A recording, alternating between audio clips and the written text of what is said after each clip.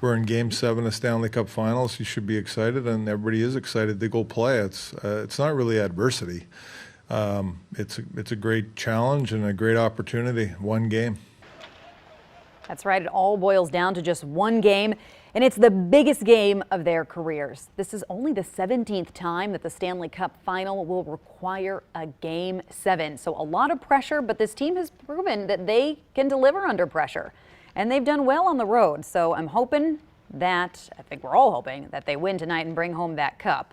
And as you said, it all comes down to tonight. 5 on Your Side sports director Frank Cusumano, he's live in Boston with us this morning, giving us that inside look, Frank, at how the team is getting ready for this very important night. Good morning to you, sir.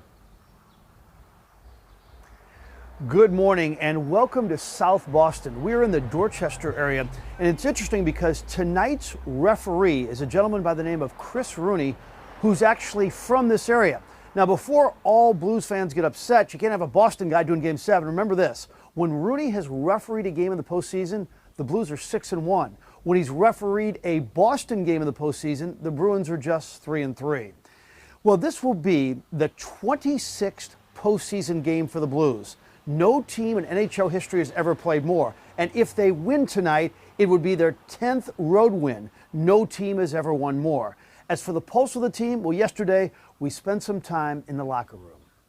What an exciting time to be a hockey player. You get win one game to have a chance to lift the Stanley Cups. You know, it all comes down to this. This is what, you dream of. There's no question that Ryan O'Reilly is the key tonight. And if O'Reilly scores a goal tonight, it would mark 4 consecutive games in the finals that he scored. That hasn't happened since Wayne Gretzky 34 years ago.